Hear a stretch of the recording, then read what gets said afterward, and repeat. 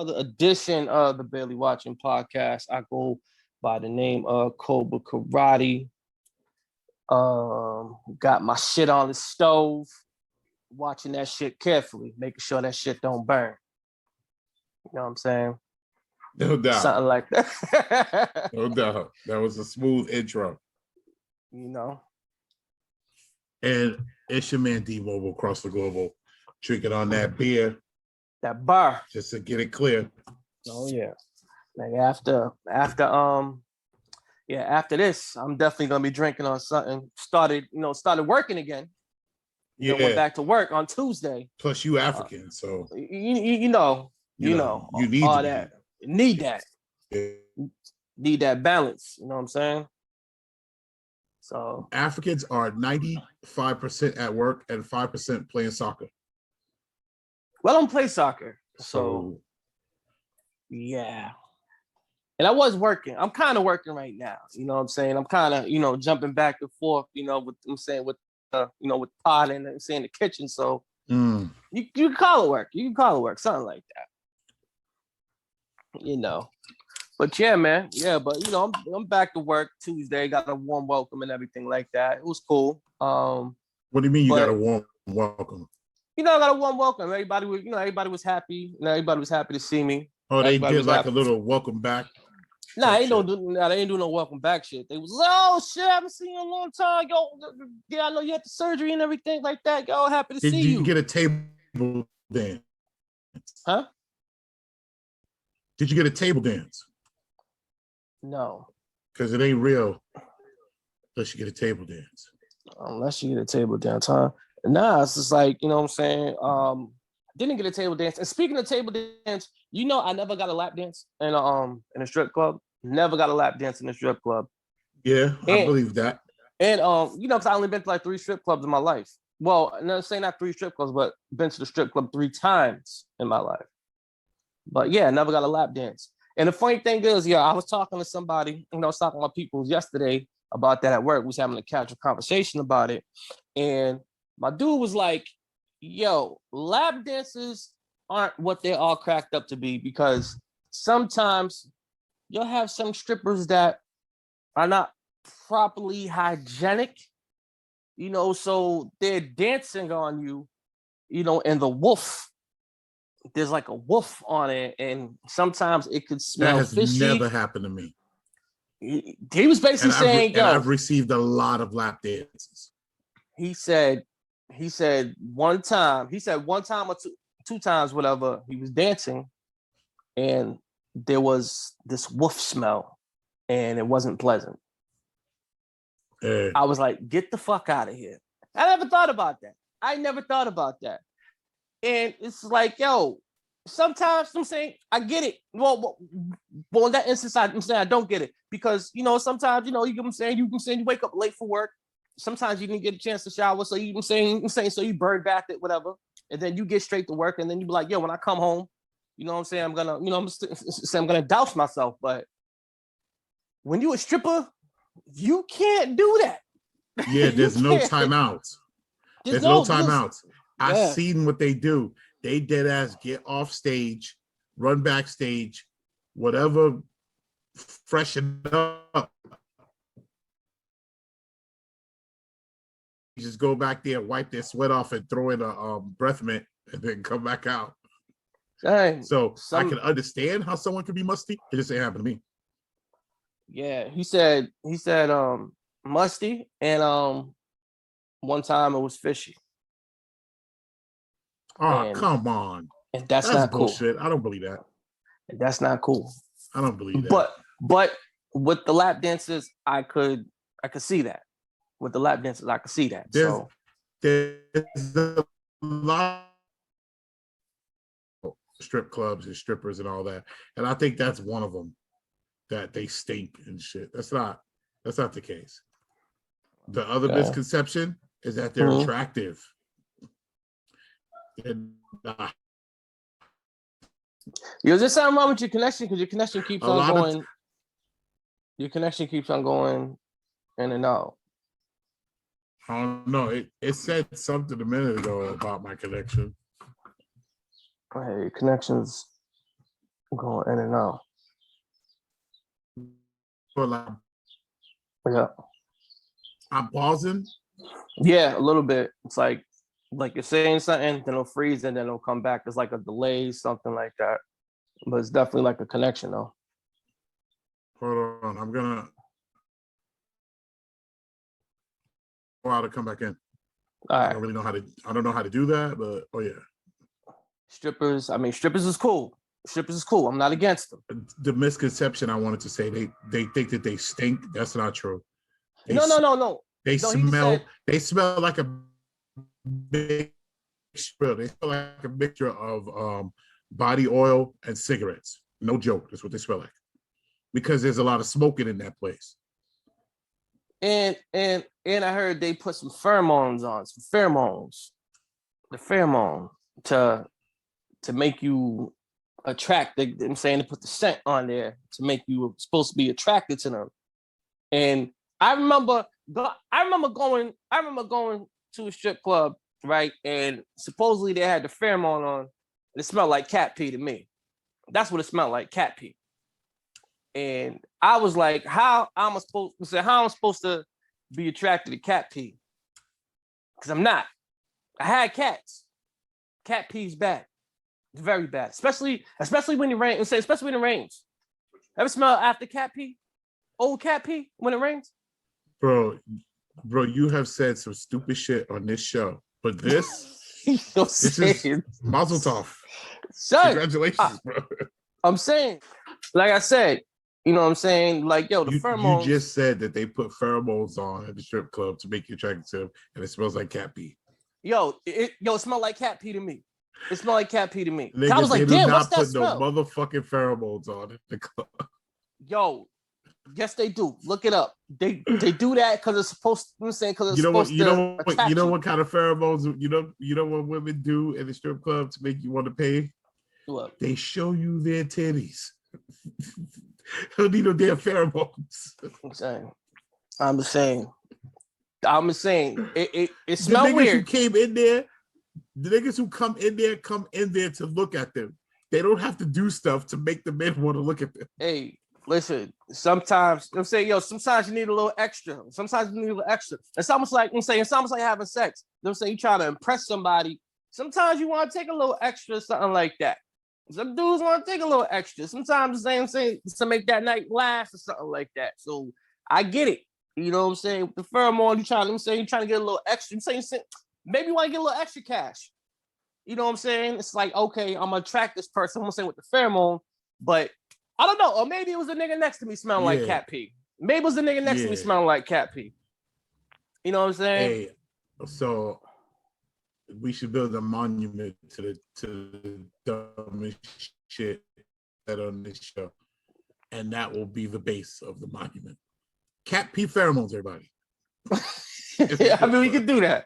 Speaking of cat pee, ever have a cat and say, ever have a cat pee on your clothes and you didn't know it, and then after you start wearing it, you later find out? No. I was in seventh grade. So I was in seventh grade. I had an Emmitt Smith football jersey on. No, it wasn't even seventh grade. It was actually junior year.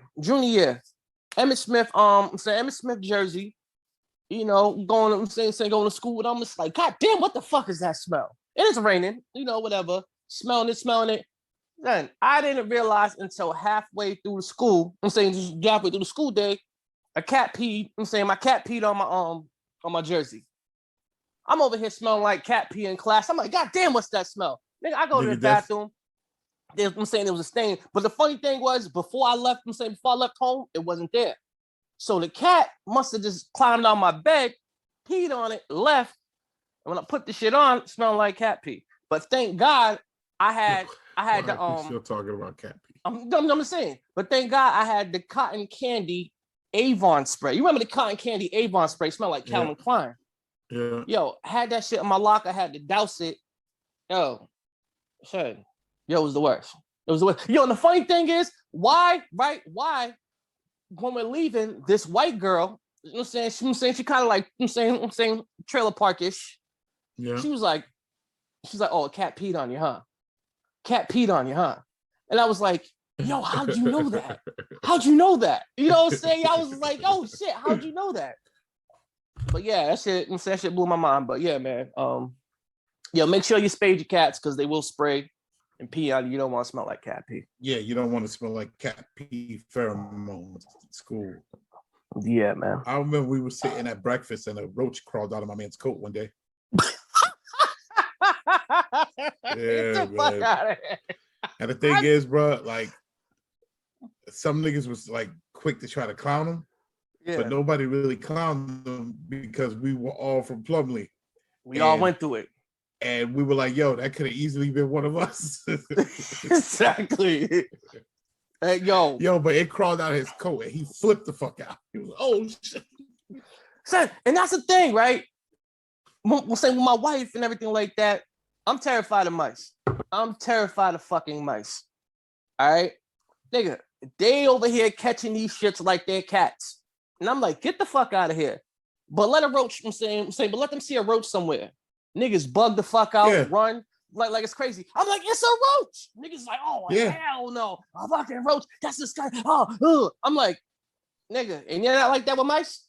I was like, I'd rather battle a roach over a mouse any day, any fucking day, any fucking day, any day, any day.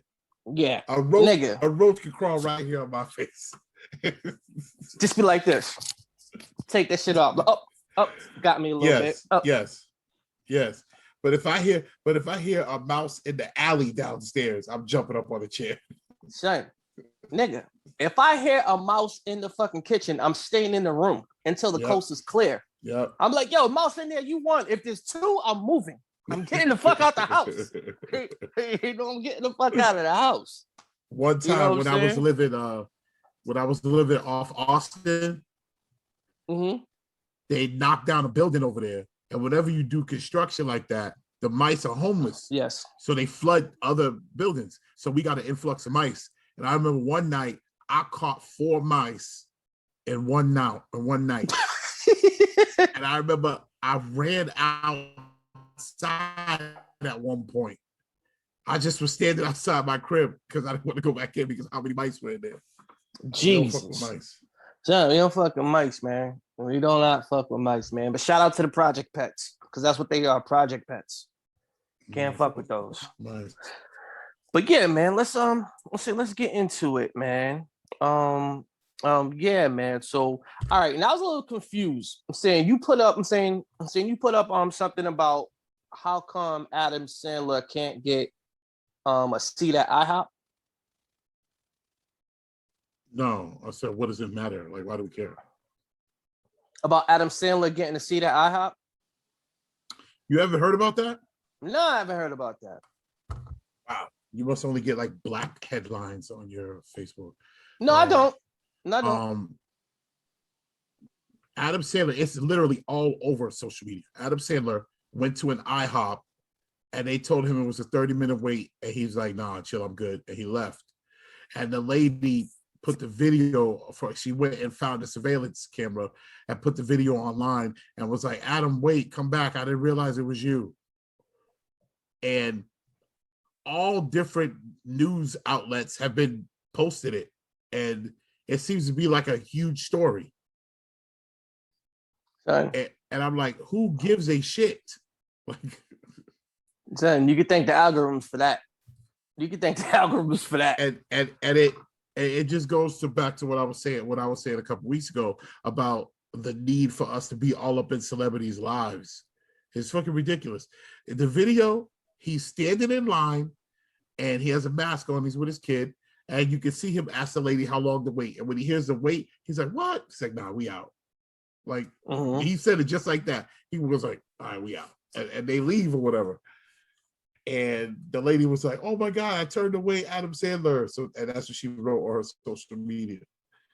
And I saw at least 3 different news articles from 3 different, like, I don't know, websites or whatever, writing about it. Like so I looked at them to see if like it was like something new had happened. Like maybe he posted a funny answer to it or something. Because you know how Adam Sandler is. And nothing. He said nothing. So I was like, who gives a shit about this? Like, why are we talking about this? Son, and I think it just goes back to how much we care about celebrity shit. Nah, that shit must have been a slow news week, because to report on that's just a waste of time. Fuck it. Then nigga, he even said he had to wait like regular people. It's literally been up and down my timeline, and I asked other people about it. They saw it too, and I was like, I don't know how you didn't see it. Maybe because I wasn't on social media like that all throughout this week. I was in and out. And when I'm back at work, when I'm back at work, I'm on social media less, and I'm more catching up on podcasts and all that shit like that, all the shows and stuff like that. So that's why I probably didn't see it. Yeah, Adam Sandler didn't. What the headline is: Adam Sandler is refused a seat at IHOP or some shit like that. Just dumb shit. Yeah, and that's the thing. I hate when motherfuckers just spin the narrative for clickbait. Because that's what it is. It's clickbait. He wasn't refused. It was just a long fucking wait. And then what she put, motherfuckers like, oh, she was saying like, no, she did it. It was just a long fucking wait. That's all the fuck it was. That's it. Adam Sandler turned away at IHOP. No, he fucking wasn't. See, and that's the thing. Clickbait shit. I'm saying, I fucking hate that. I hate that with a passion. Because I be on YouTube, they have these basketball clips and shit like that. And sometimes, the headline is always misleading. It's like, oh, such and such, I'm saying such and such crosses someone and someone tries to fight him. And it's never, I'm like, oh shit, let me check that out. Person gets crossed and he comes back and, probably that doesn't really get to the person's face, but, stares him down, whatever, on some intimidation type thing or some taunting thing. It's not that serious to call it a fight. And I'm like, you motherfuckers got me again. You motherfuckers got me again. I hate fucking clickbait. I hate that shit with a fucking passion. I hate that shit. It's to the point now that I don't read anything unless they tell me the answer in the headline.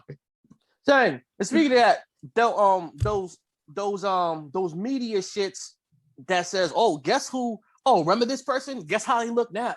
Oh, you won't be. Oh, you'll be surprised how they look now. Yeah. Or I'm saying top 25 celebrities. Yeah. And then you used to go through that shit, and I'm like, what the fuck? Like, no. And so now, when I see that, I look in the comments. I do cut to the chase. I'm like, motherfuckers be like, don't waste your time. Blah blah blah. This and that, and I'm like, oh okay. Yeah. Oh, okay. One of them shits. Yeah, I hate that shit. So they kill me with that. They'll say, wait till you see how they look now. And they'll have like a picture of them, but the picture will be obscured in some way to where you can't see it. So you are interested in seeing what that picture looks like. So you go in and that's not the picture they have. Yeah. They have another picture of them. Yeah. And you're like, God damn it, I wanted to see that picture clearer. Exactly. And they'd be like, yo, and then they'd be like 1 out of 35, and you're like, fuck. And then it's like you're clicking. When you get to 35, it's the same motherfucker. Yeah. It's not even saying that picture. I'm saying that obscure picture's nowhere to be fucking found. Nowhere to be fucking found. And I'm just like, what the fuck? Yeah. I hate that shit. And speaking of clickbait, so LeBron James. All right, so LeBron James, I can't even say he got in trouble. I'm saying he got in trouble. He last week he tweeted "You're next" to regarding the cop that killed. This was regarding the cop that killed Ma'Khia Bryant, and this was directly right after the Derek Chauvin verdict came. And so LeBron James tweeted, "You're next, motherfucker," and then hashtag accountability. Saying regarding that cop, and then he later on erased it. But everybody, I'm saying, like, everybody screenshotted, got it, whatever media outlets, whatever. And someone was trying to say he was stirring up violence and all this shit and everything like that, which he really wasn't. and then now the LAPD wants the NBA to investigate that tweet, basically saying your next account, hashtag accountability. And I'm just like, okay, talking about some clickbait shit and some misleading shit and people trying to make shit more than what it is, because it's really not that. And if he says your next hashtag accountability, we know he's not trying to incite violence. Because when have ever protesters, Black Lives Matter or whatever, fucked up some cops to try to kill some cops? And not only that, he said you're next because someone just got convicted. Exactly. So his you're next meant you're going to get convicted. That's what the you're next meant. Exactly. And like, yo, people know that shit. Let's say people know that shit. And so now you have cops taking this little thing and saying like cops is trying to make this a bigger thing. So now there's a cop that went viral. Let's say now there's a cop that went viral and was he was in a squad car in his police uniform, and he was acting like he was having a conversation with LeBron James, talking about,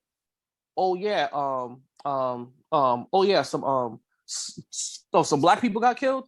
Oh, they were killed by other black people. Oh, okay, that's cool. Like trying to make a mockery of what he said, and they're trying to make it like this big thing, like he's trying to incite violence against cops, when that wasn't the case. And I'm just like, yo, I hate when motherfuckers try to spiral shit and try to spin shit and try to make something out of nothing, when we all know what it is, but you trying to make it a bigger issue, and that's bullshit. And I hate when motherfuckers do that. But yeah, I don't ever recall or remember when there was a protest, Black Lives Matter, whatever it is, protesting about some police brutality and some cops ever got killed, or anything like that. But I do remember when motherfuckers stormed the Capitol and killed the cop and fucking cops up. I do remember that shit. But there was no hashtag accountability or none of that. You know what I'm saying? But LeBron talks about, accountability, you're next. And we know he ain't talking about violence, but y'all motherfuckers want to make a big thing about that. But yeah, that's that bullshit. That is that bullshit. That bullshit. Yeah, that's that somebody bullshit. that just came in. Maybe she want to introduce herself. Yes, sir. Hi guys, happy Sunday. Yes, sir. How you doing? Looking very glossy. Thanks. I'm very I had a facial, so my face got peeled back. So this is like a new layer. So if you can filter me, you might see something in certain areas, just blur that out. But I'm here. What's your name? We don't know who you are. I've had a long weekend. It's your girl, K.I. Double, the one and only female in the crew, trying to kick shit like these niggas do.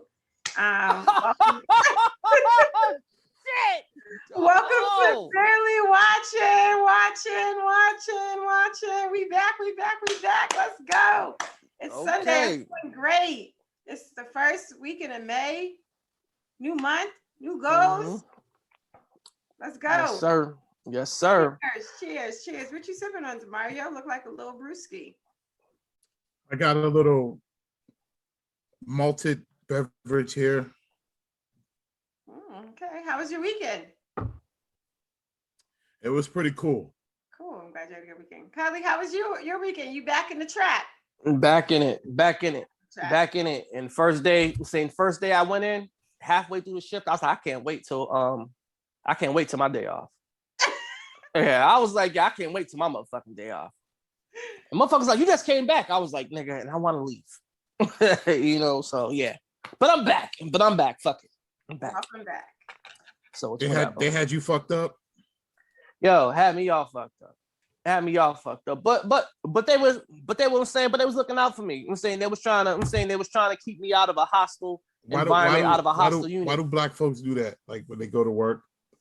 What? And somebody at their work make them work. They got me fucked up now. No. Black people do that shit. Up. No. The black people do that shit when it's out of their work description. That's when you have a motherfucker fucked up. Because black people try to go. I'm saying black people try to go to work. They don't try to do nothing more or nothing less. They just try to do their job. But when you do something outside of their job description, that's when you got it fucked up. That's when you got me fucked up. Yep. That's when you got me fucked. They got me fucked up. That's when you got me fucked up. Yeah. Don't ask me to clean some shit because I'm not fucking maintenance. I'm not grounds crew. I don't do that shit. I don't say I'm not grounds crew. No. Come clean this shit up. Yeah, you got me fucked up. You got me fucked up. You know what I'm saying? That's like in Half Baked when Dave Chappelle is the janitor and he's mopping the floor. And the scientist is like, excuse me, janitor, can you run this down to the lab? And he's like, yeah, sure. Can you mop the rest of this shit up? Exactly, because you got He's me like, thank you, scientist. Can you mop the rest of this shit up while I go?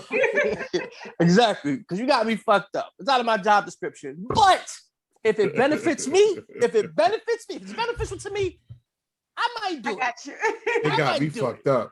I might do it. I don't know. I think most of the time when they say they got me fucked up, ain't nobody really got them fucked up. Yeah. All fucked up. Yeah, you just wasn't expecting to do some shit. It's like right. It's like when your girl comes home complaining about something at work and she's wrong. You don't want to say nothing. Yeah. She'd be like, and then they go, and you're sitting there like, like word. But ain't that your job? Ain't that what you're supposed to do? Oh no, it's all right. But it ain't her job to tell me what I'm supposed to do. They got me fucked up. Yeah, that's why she got me fucked up, because it ain't her job. They got you fucked up. You right. Yes.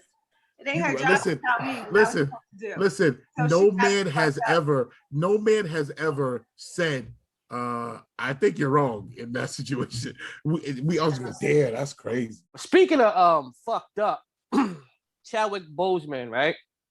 So Chadwick Boseman was nominated for an Oscar for what movie? For Ma Rainey's Black Bottom. Oh, okay. And he was nominated for Best Actor award.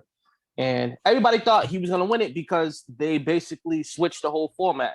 They usually wait for Best Picture for the last award, but they actually switched it to Best Actor for last award. So everybody was thinking, okay, I'm saying they're gonna make a big thing for Chadwick Boseman, but he didn't get it. Anthony Hopkins ended up getting it for some other movie. I forgot what it was, where he played dementia. He played a father or something like that, grandfather suffering from dementia. So Anthony Hopkins won it. And so a lot of people were up in arms about it, because have any of you guys seen Ma Rainey's Black Bottom? No, I have not.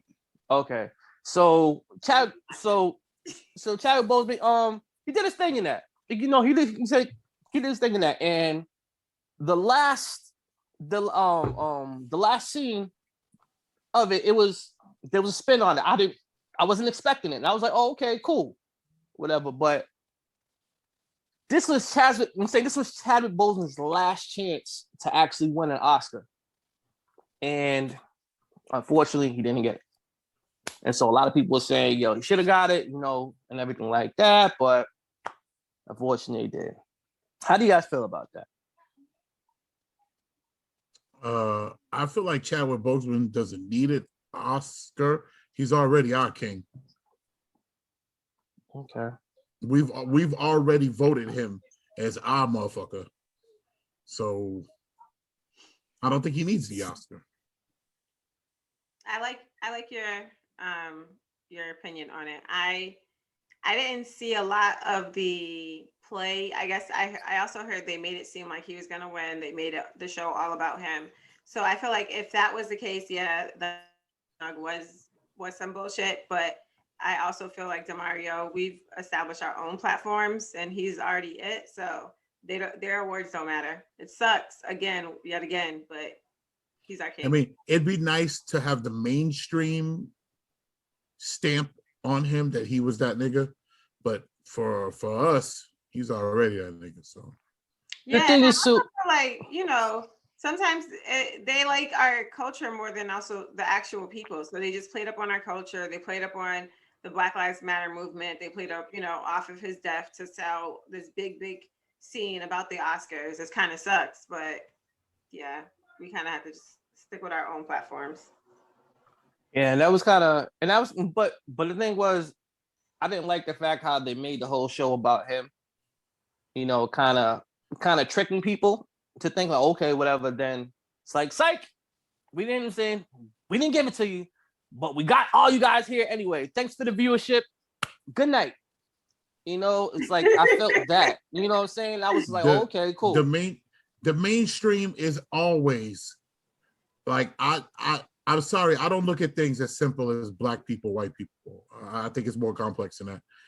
And the mainstream is always taking a bite out of what's popping and exploiting it. And you know what I mean? So of course they're gonna take a bite out of black culture because black culture is always popping. So of course they're gonna take a bite out of it and exploit it. I mean, they fucking in the 70s on the Grammys, the first year they had best rock album or best heavy metal album, one of those. The first year they had that, the band that won was a band called Jethro Tull. Jethro Tull did not do rock music. It wasn't heavy metal music.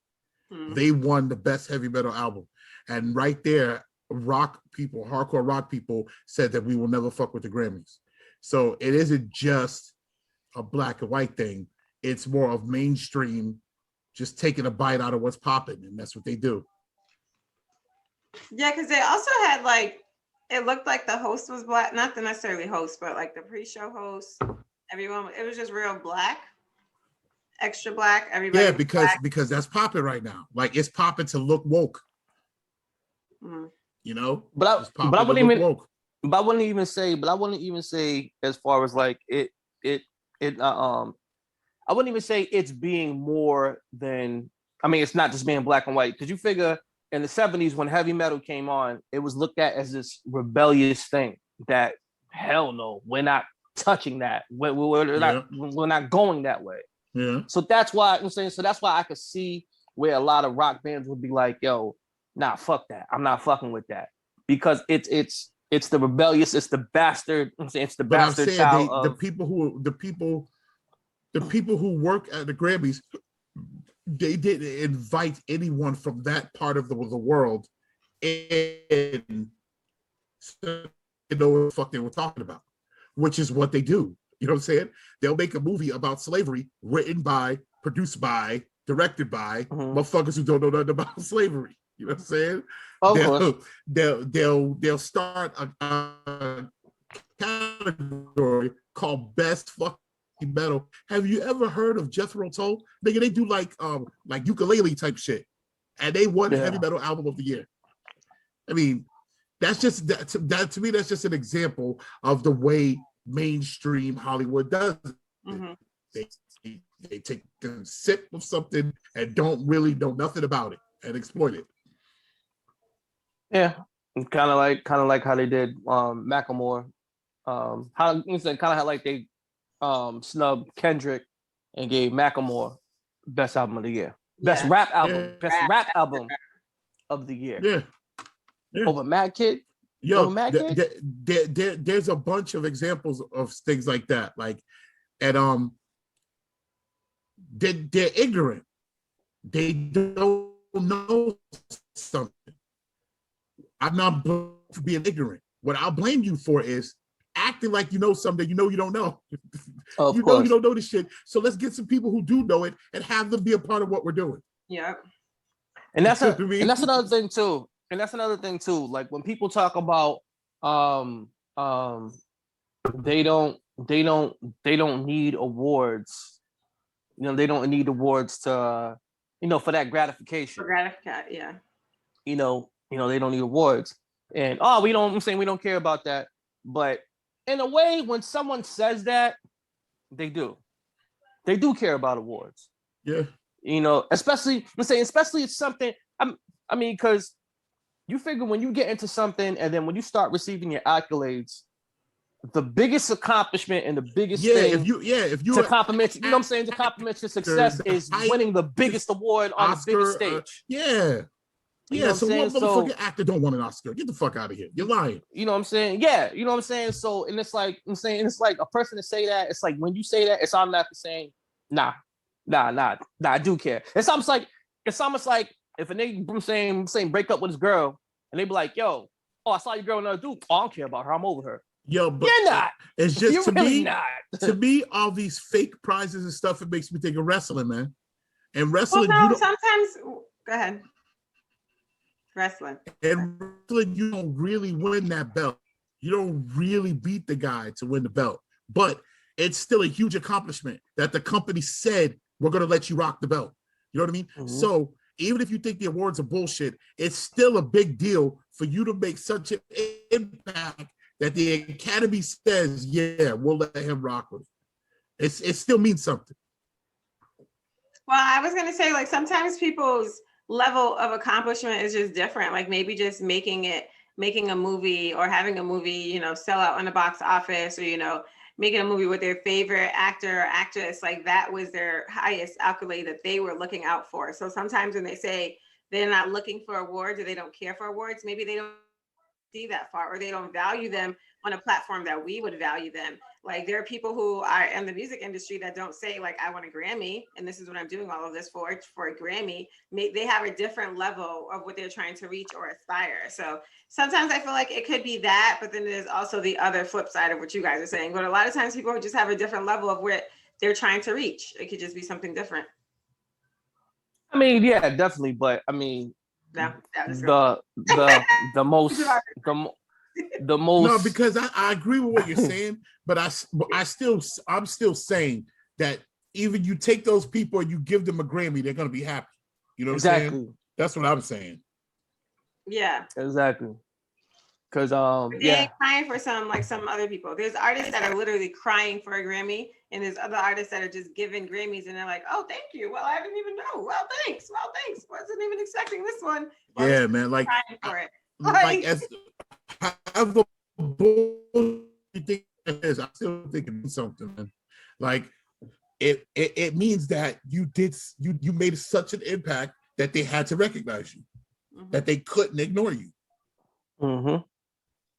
No, I'm saying, I feel that 100%. I feel that 100%. And a lot of people, I'm saying, especially Black people, you know, like, oh, you know, let's not support these big shows. Let's do our own shows. That's cool. Let's do our own shows, but let's stop being janky with it.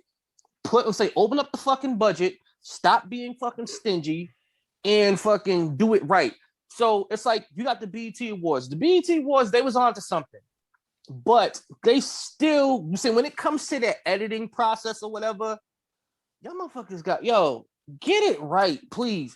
Do not, when you cut to commercial, don't show the camera panning and everybody leaving the stage and you see the fucking producer directing the people like this. It's like, yo, come on now. It's just like, yo, it's like you're diluting. I'm saying you're diluting the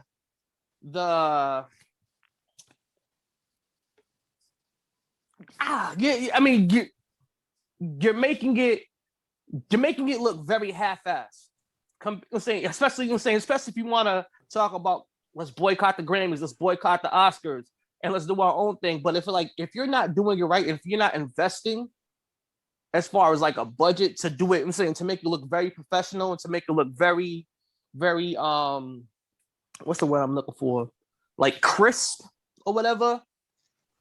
It's like, come on now. It's like, yo, you have to, they have to put money into this. Stop doing everything half-assed and expect Black people to, huh?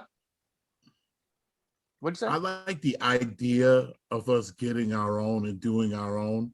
I like it in theory, but in reality, what that does is that Black whatever is already a subgenre. There's cinema and then there's Black cinema. You know, it's like it's a subgenre of a genre. And I think that us having our own thing is good, but I don't want to take genre. And I think that in my personal opinion, I think that we need to push towards that. I think we need to push towards making the Oscars more Black instead of trying to make our own. Well, the thing is, you got the Oscars that's been going on for like damn near 80 years or whatever years, how many it has. And for the past... But I don't feel we should quit trying. I'm not saying that, but I'm saying though, when you have, I'm saying the Oscars is a system. I'm saying the Oscars is a system. It's a white system basically, and then now you talking about you wanna. I'm saying you wanna inject it with blackness. You can't do that. I'm saying that's not happening. Regardless, that's never happening. I think it's impossible. Nigga, when you have something, I'm saying when you have a system, I'm saying in place for 80 years, that's not happening.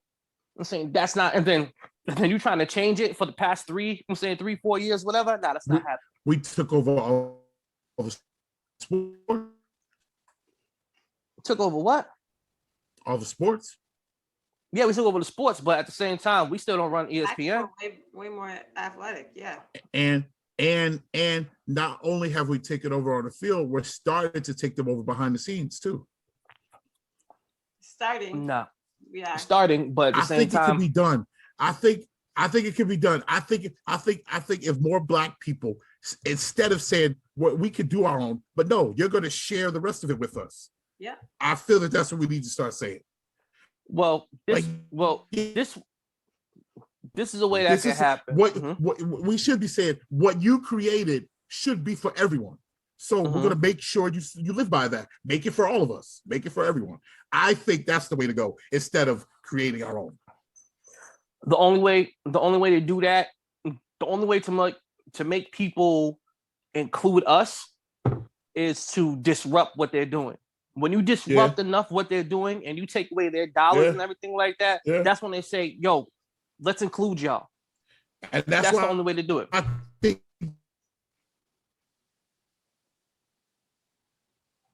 no, he's frozen. So we was talking about having these big corporations or big shows as far as like the Grammys, the Oscars, and everything like that, including us and what we could do and what we could do to have them include us. I think it's damn, man. Our own thing makes it a subgenre, and I think that we need to demand more playing time in the big game. I don't think it makes us a subgenre. I think it makes us a subgenre depending on what we include in our shows.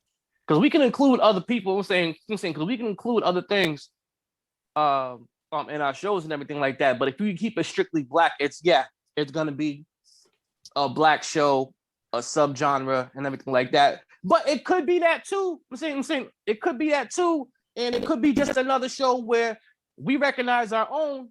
You know what I'm saying, for the stories that for the stories that we tell. I'm saying, and especially for the stories that we want to get out there like that, because it don't have to be just Black movies. Like for instance, right?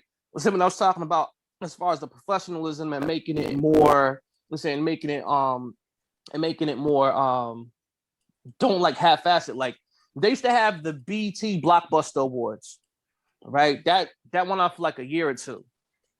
They had Best Supporting Actor, and they chose Chris Rock from what's the football movie with him and Adam Sandler? Oh, The Longest Yard. Longest Yard. Oh. Longest Yard. Gang. So the she's a Gridiron Gang. So Best Supporting Actor, Chris Rock, and The Longest Yard. Wow. So Wow. Yes. And so Chris Rock comes up there and he looks at the award, he's like, yeah, I'm grateful for this award, but the only reason why you probably gave it to me is because I'm the only one who probably showed up. He was like, so basically he was just like, so not only you shitting on the show, you're shitting on the award. It's like, and then I'm like, Chris, I'm with you. You know what I'm saying? I'm like, because he's like, nigga, I can't act for shit. Get the fuck out of here. Chris Rock knows he can't act. Yeah. And on top of that, they're promoting one of the Big Mama's house. I think Big Mama's 3 or something like that, or 2 or something. And they're promoting that heavy. And I was just like, okay, this award show isn't going to last. Big Mama's house 2? No. Yeah, I seen it. I watched maybe 10 minutes of it. And then I had to stop because I respect my damn self. Are you talking about Big Mama's House 2 or are you talking about Big Mama's House 3? With, 2. Okay. 2. No, I watched 3. 3 I felt that way about. No, I think you're referring to 3. Hold on, what's on? So all right, so explain Big Mama's House 2. With his son.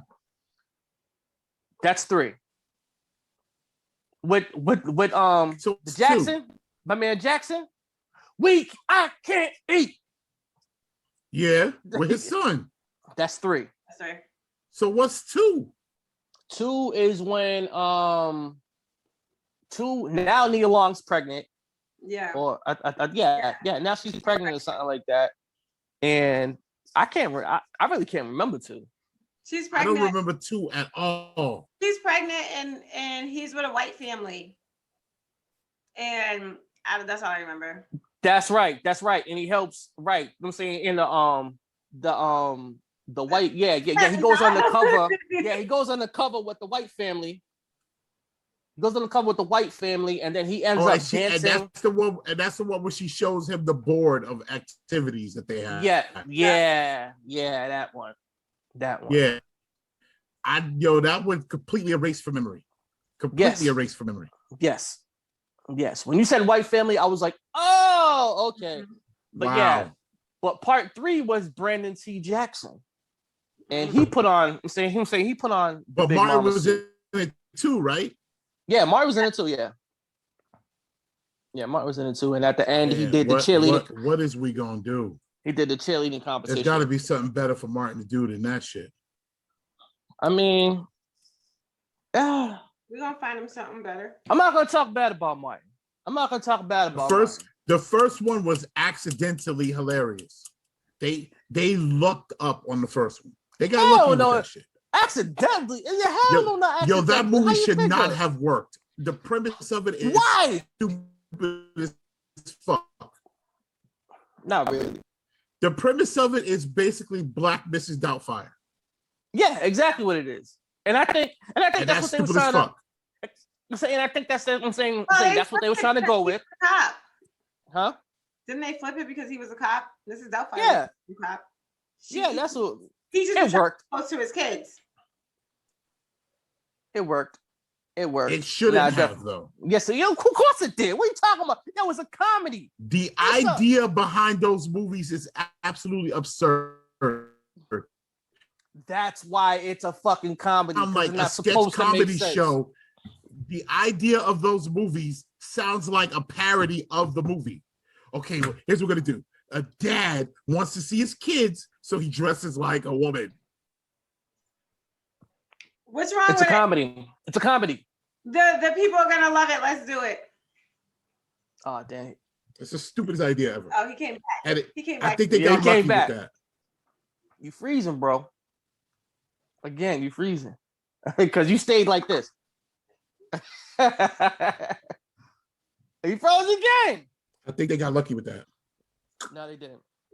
They didn't get lucky. They did not get lucky. It's a comedy. Comedies don't supposed to really make sense. You can really go crazy with the comedies and everything like that. So, yeah. Big Mama's House 1 was hilarious. With the ad-libbing and everything like that. Sharon. That's what I'm saying. That's a Jammy Jams thing. All that was great. It's great. And I loved it. Yes. Shout out to Martin. Shout out to Chadwick Boseman too. Mm-hmm. Also, they upgraded the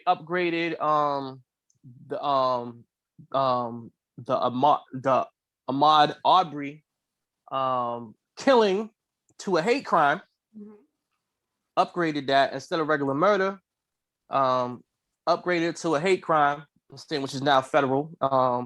Motherfuckers could get some big time for that. So say shout out to them, for doing that, for recognizing that. The only thing we could say is about fucking time because we knew that. I'm saying we knew that shit based off the evidence. But yeah, is that shout out to them for doing jogging? the right thing. Yes, that was the brother that was jogging, and the bitch ass motherfucker who was recording the whole situation and everything like that.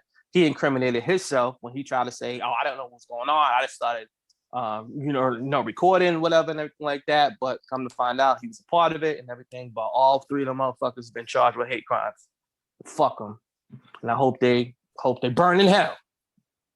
Facts. You know Burn what I'm saying? hell. Heavy on the burning. Yes. So shout out to them. So yeah, so where do we want to take this? Do we want to start heavy? Do we want to start light? Are we done with Steve I feel Harvey? like we already started heavy. Oh, you said, are we done with Steve Harvey? We can't be done with Steve Harvey. Are we done with him? No. Has the black delegation decided that we're done with Steve Harvey? No, what Steve. he do? No, Steve Harvey. Popcorn. What he do? I mean, an old interview resurfaced about Steve Harvey. Steve Harvey was talking about how he doesn't think that men could be friends with women, have platonic relationships. With women.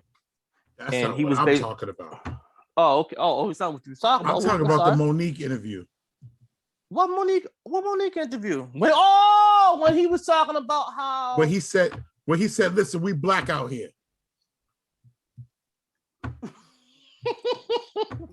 He said, we black out here.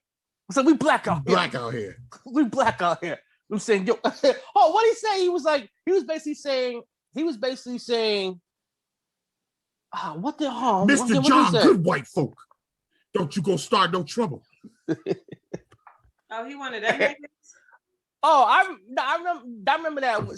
So when Monique was going on her little tour and everything like that, I'm saying when she was on the I Hate Oprah tour, I hate Malcolm. What's his name? Empire guy. Lee Daniels. When she was on the I Hate Lee Daniels, I Hate Tyler Perry, I Hate Will Packer tour and everything like that, and talking about. And then in the mix of it, she was also talking about how Netflix wasn't Netflix was trying to undercut her pay and everything like that, not recognizing her accolades and her celebrity and everything like that. She went on the Steve Harvey show. Steve Harvey was basically telling her, we black, sometimes we gotta. Basically, he was basically saying, yo, we gotta fall in line. That's what he was basically saying. Kind of like, yo, we gotta fall in line. I won't say that simple. I think he said what he was saying is we gotta play the game. Basically. Mm-hmm. He's like, yeah, I remember we black. Being a person who I believe that we got to play the game, but there's a thin line between playing the game and shucking and jiving. Yeah. But the thing is, my playing the game may be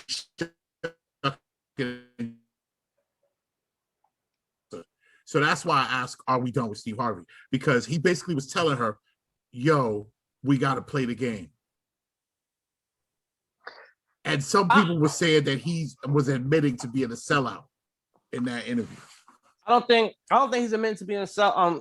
I don't think he meant by being a sellout. I think he was basically saying fall in line until we're in position to, I'm saying, get in position, and then once we're in position to the point where anything we do doesn't have any type of consequence with it because we're so high up that totem pole, and saying get in position to not really care about this shit, then we could start acting up.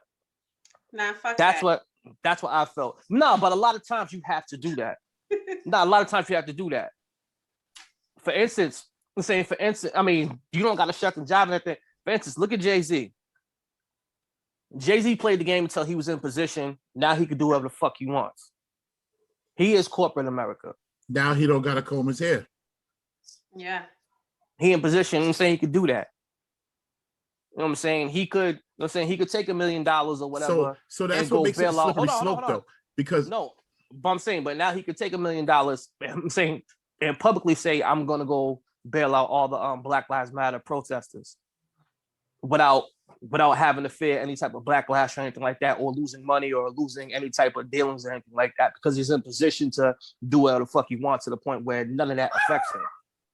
So that's what I kind of think what he was talking about. When he's talking about, I'm saying we black out here. He's like, basically, play the game until you get in position to the point where anything you do doesn't affect your money. And yeah.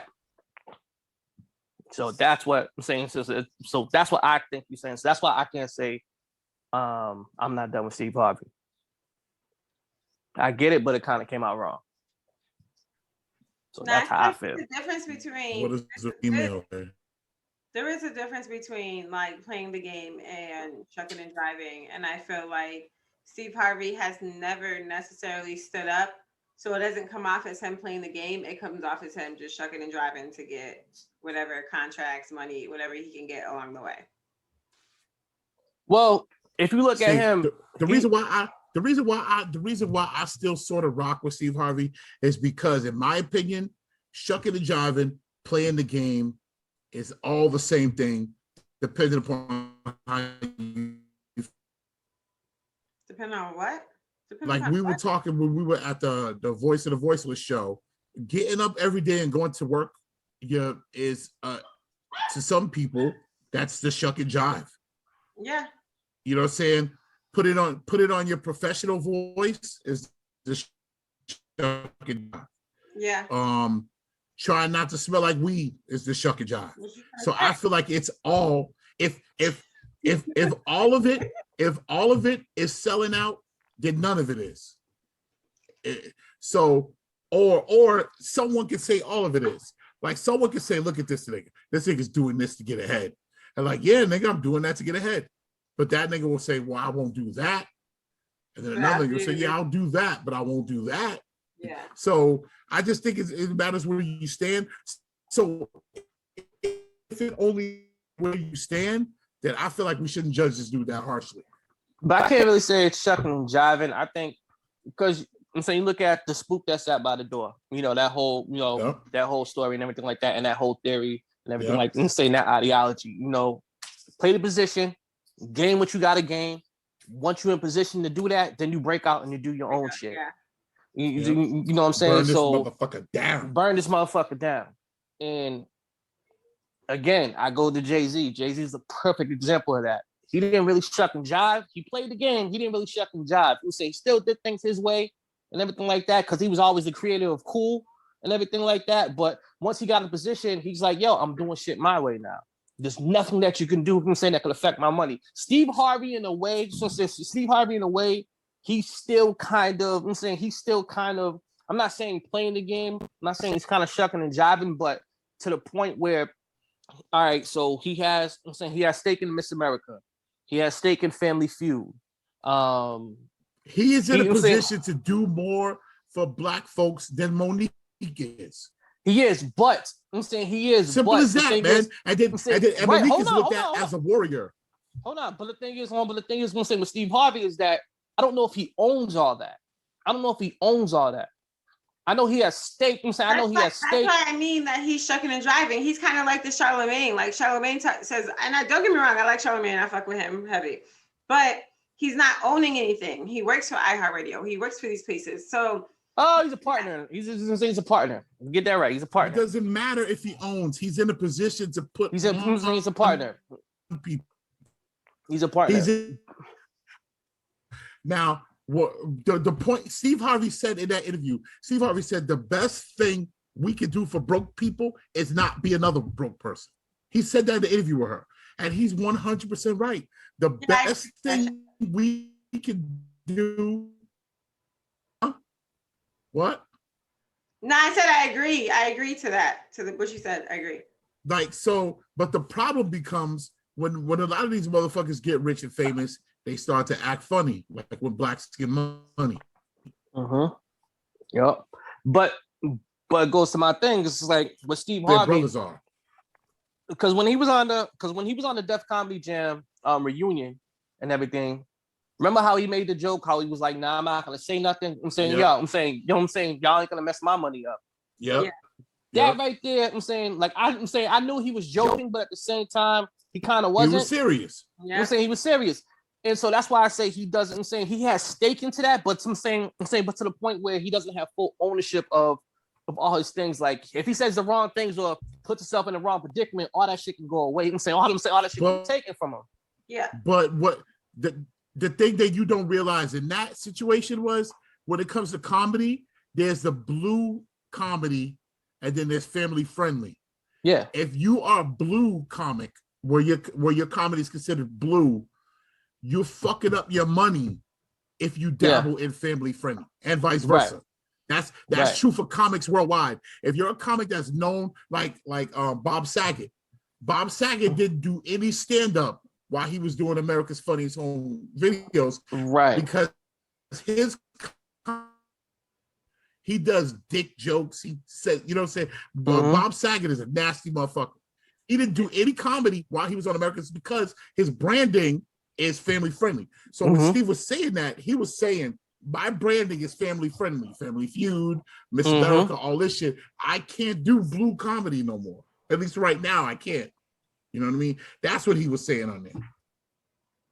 And I get that. I'm saying I get that, but like he be doing the super fast and shit. Yeah. You know. And again, I can't say I'm done with Steve Harvey because he's in a position to help other Black people. He's definitely. Let's see what he does with it. Let's see what he does with it. Let's see what he does with it before we judge. Let me not say he doesn't. I just don't know what he has done. And I'm very cool with people being private on what they have done too. I think like you don't have to put all your shit. Hey, I guarantee he employs nothing but brothers. I guarantee he does. I guarantee that he's putting on young Black people to do shit for him. He has a camp. He has a camp that he does every year. You know what I'm saying? He has a camp that he does every year where he takes a lot of inner city kids out the hood and brings them to this camp, like in the country and everything like that. Motherfuckers do horseback riding. The best thing you can do for poor people is not be another one. Yeah, that's all other real, shit, man. So he's been doing that. So he's been doing that camp for years. Like it's like this huge campground, like acres and acres of campground, whatever. And he takes inner city kids, Black kids, to this camp for like a week, a month, or whatever, for free, and he shows them a different side and everything like that. I'm saying different side to help them get away and everything. So I heard he's been doing that for years, and it helps. I mean, it's tough because you know how I feel about the coon and Uncle Tom words, and I'm watching that video of him talking to Monique, and I'm like, damn, Steve, you kind of sound like cool. A little bit. It should have. I think that. And you know me, I don't like using those words. I think that conversation could have been in private. Yeah. That conversation could have been in private. But that's the thing that I respect about both of them. Why didn't you guys talk about this before the show started? Like, why is this coming? But that was what was gangster. But that's what was gangster about it. I thought it was gangster that they had a real conversation that two Black people have been having since the beginning of the time. Two Black people had that conversation a million times, and I think it was gangster them to do it on TV. It was, but I thought that was gangster because that is the conversation that Black folks have been having since the beginning of the time. You're doing too much. I'm keeping it real. No, but you're doing too much. No, but I'm keeping it real. That conversation is the conversation we have. Yeah. But then again, yeah, Monique was doing too much. And a lot of people say a lot of her issues stem from her husband. A lot of issues that I'm saying. You expect other people to hand you shit as well. Like when you go into those type of industries, like I feel like, well, maybe her, like you said, well, you was about to say her issues from her husband, I guess.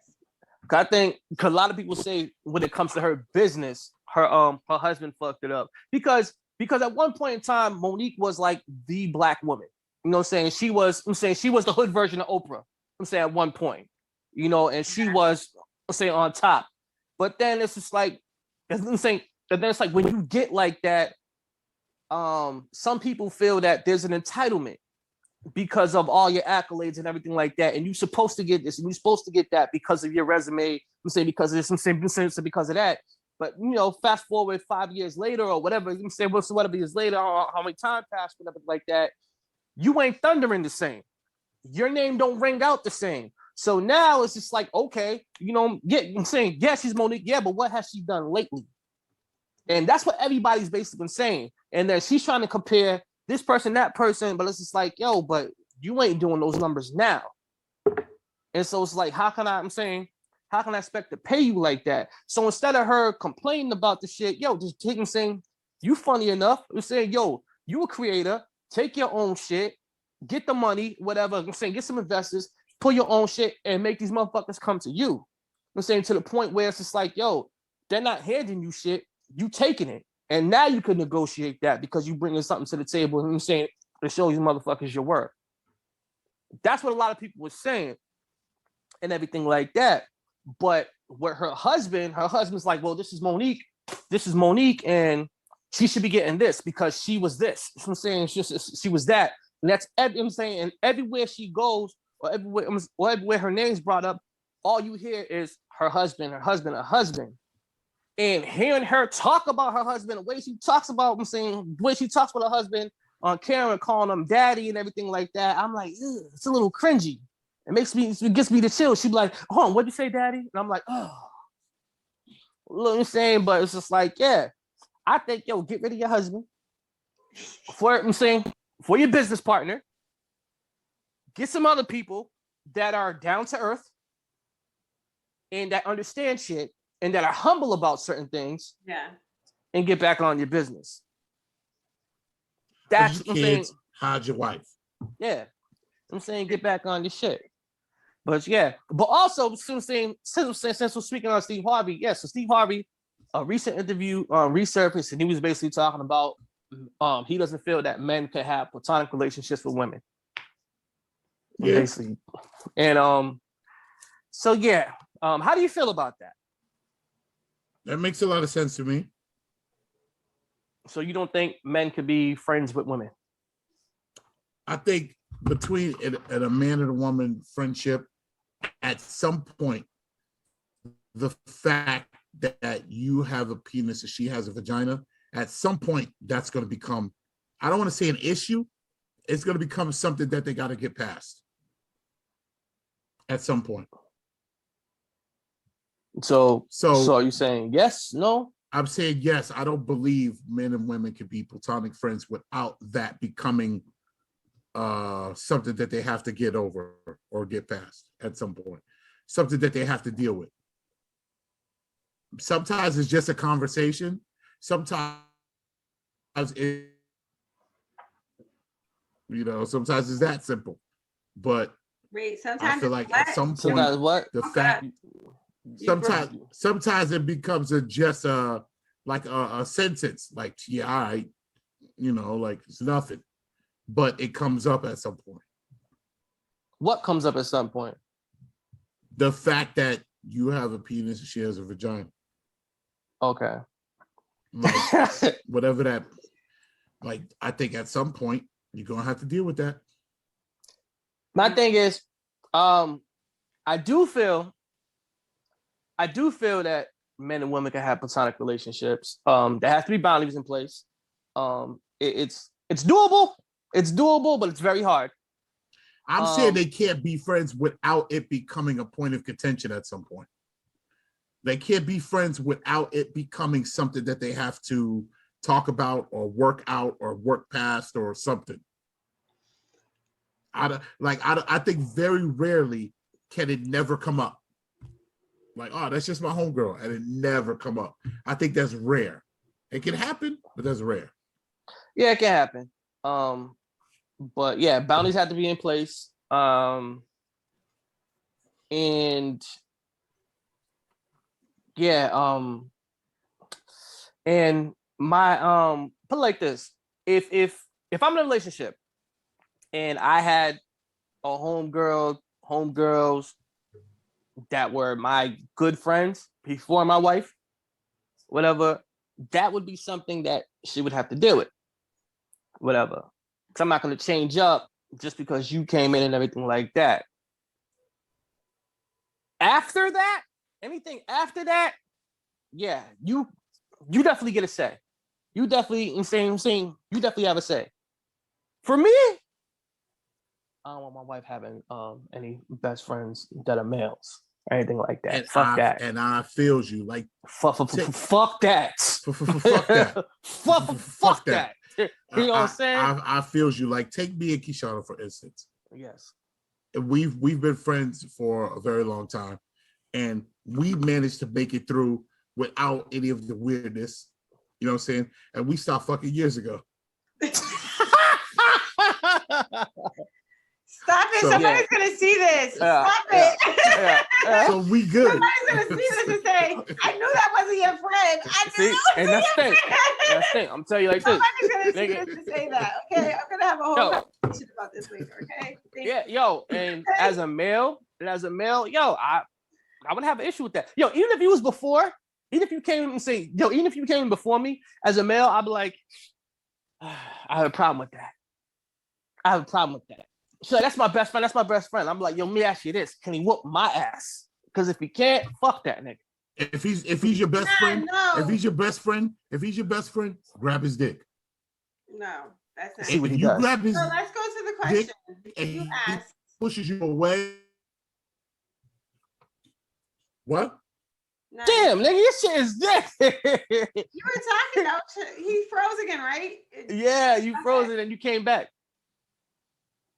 I wasn't saying anything. Nah, you said if he's your male friend, something. But if grab his dick. Nah, then what else did you say after that?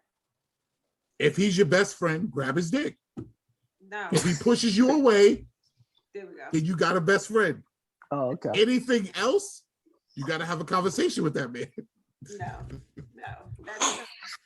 That doesn't work because no man is gonna push you away. Very few. So then you just answered the question then. Unless he has a whole relationship. No, some men will. If he's married, Kylie, if someone grabs your dick, you're just like, hey, I bet you better be.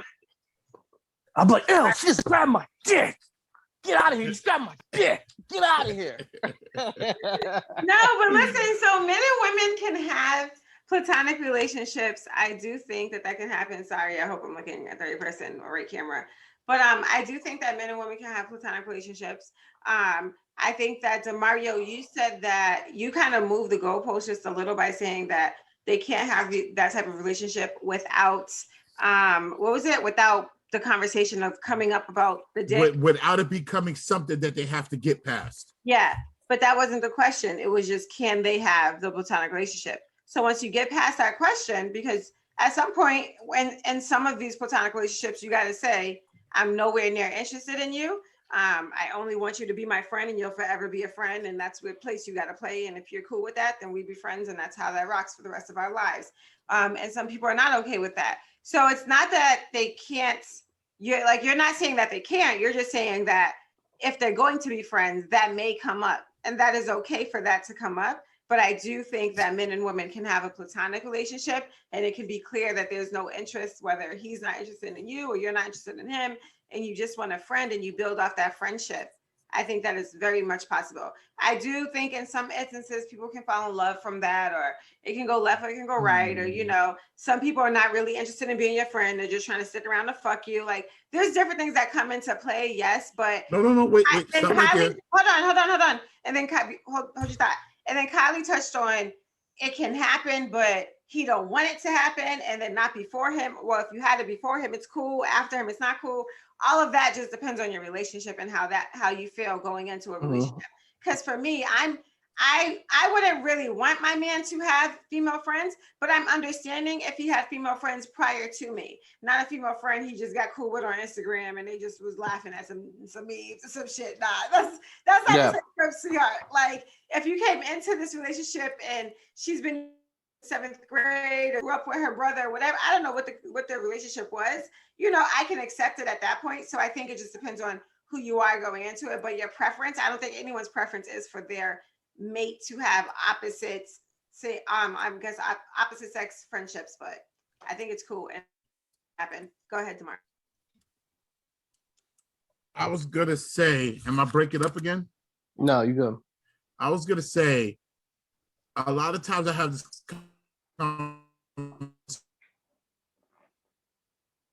Oh, that nigga's not your friend. He's just waiting to fuck you.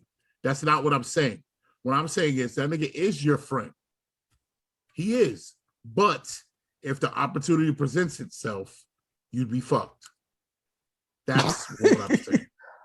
Nah, that doesn't always happen though. That's some people really value that friendship way more. And unless you're absolutely I'm not saying that friendship can't stem into a relationship. But see, that's the thing. That's the thing that women don't understand. Women talk like a romantic relationship is secondary to a BFF. And that's ass backwards. The person who you're romantic with should be the best relationship in your life. Absolutely. Mm-hmm. Absolutely, I agree with you 100%. I don't look at it like that.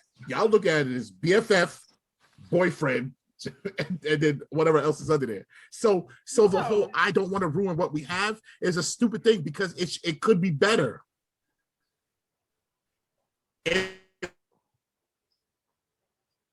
Each other, that's the pinnacle of what a relationship could be. Now what if okay. Go ahead, Kelly. Now say if that happens, as far as something happens, I'm saying, to the point where, say, the man or the woman feels a little bit more and tries to shoot that shot. Does that put a strain in that friendship? Oh, hell yeah. Yeah. Regardless, I'm saying, like, even if it doesn't happen, it's like, even if it doesn't happen, like, does that friendship kind of get tainted a little bit? Hell yeah. Yeah, because even in the sense of like Demario saying, like, you know, you're gonna try, or whatever the case is, like, they may have tried in some way, and at that time and moment you weren't interested in a relationship with that person. And like Demario said, that woman may have felt like, you're my best friend, let's not ruin it by trying to make you my boyfriend. Like, let's keep what we have because that's great. And in Demario's eyes, it's like, your best friend should be your man. It should be the person you're growing with. So you guys continue to keep this friendship, and then it could potentially grow into a relationship. That doesn't mean that it's not there, but in the moment they may not see all the aspects of, wow, this guy or this girl can be everything that I encompass, you know? Or sometimes it's other things that are there. There's attraction issues, you know? People are not attracted to them in some type of way, and they don't say that, so that's also there. So there's other things that could be there. Females say it all the time. Friend comes and goes, but a best friend is forever. It's the dumbest shit in the world. You gotta say, you said what? Say it again. They say a man will come and go. A best friend is forever. That's the dumbest shit. That's going. That's dumb. That's going in with a losing attitude. The person who's in your bed should be your best friend. Yeah. That should be the goal. Now, I'm not saying that's the way it's going to work out always, but that should be the goal. It shouldn't be, I have a temporary man and I have my BFF that's going to be there forever. That's backwards. Yeah. Yeah, and I got you. But yeah, so I'm kind of gotta go with Steve there a little bit. Yeah, I don't think. Yeah, I think that men and women can be in platonic relationships. I'm not agreeing with Steve on that one. I think that in some cases they do maybe fantasize, maybe this. Oh, I thought they were finna fight. Sorry, watching the game. So maybe fantasize, maybe, you know, they think about them like, oh, I can't wait to get my chance till, you know, her man fucks up or his girl fucks up, I'm next in line. But there are those cases. I'm not saying that's the only case, but then there are cases like Demario says where y'all go into it, you establish clear boundaries, clear lines. This is not what this is. And then you just be friends forever. And it works. You're just friends with that person. That person goes off, gets married, has kids, has their own life, and you go off, you have your own life, and you're just friends with them. It can work. Yeah, I guess. I mean, yeah. I mean, it all depends on the individuals and everything like that. But again, I feel boundaries have to be in place. And also, it all depends on what kind of friendship you guys have, what kind of relationship you guys have. Maybe it may be a business relationship and everything where you guys got to do business. Yes. You know, that may be the case. You know, but yeah, it's very hard. I think it's very hard, you know, for the opposite sex to be best friends, and especially if if those two are in a relationship, But yeah, but say you want to say something? Do you? Let's be lovers and friends. Stupid. Stupid. Speaking of the opposite sex, Deshauna, you had a topic, you had a question. You said, what are the first 3 things you noticed in the opposite sex? Yes. Explain that. So, you guys are on vacation. You're walking down the street. Women are walking up to you. What are the first three things that you look at these women? I'm not saying, I know you're a married man. It doesn't matter. You can answer this too. Just what are the first three things that you notice in the opposite sex what are the first three things you go to? It's a trick. It's a trick question. You know why? Because I don't know about other dudes, but a dude like me, I look at whatever you're leading with.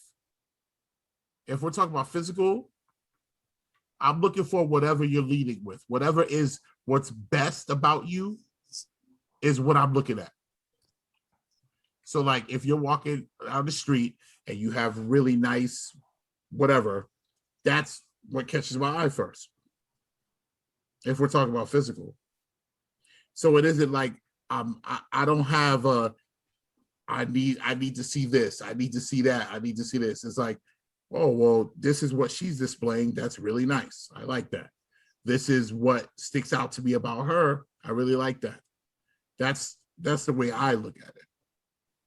Okay, that's your point of view, but that doesn't mean that it's misleading in that way because, okay, Kylie, you go ahead, because I'll tell you what my three things are, and it would alleviate your point. So I get what you're saying. I won't say it'll alleviate your point, but it just makes it your point and only specifically to you. That's right. You look for whatever they lead with. So yeah, for you, kind of. Your top three depends on the woman, and it depends on what she started to lead with as to what you're looking for. Yeah. Okay, cool. Kylie, what about you? I kind of gotta agree with D. But in no order, 1, 2, or 3. Ask. Okay. Ask, because me personally, it's like, yeah, if it ain't there, Absolutely. See, I gotta look for something else. I used to be like that. I used to look for something, but now I'm kind of got, well, what do you got?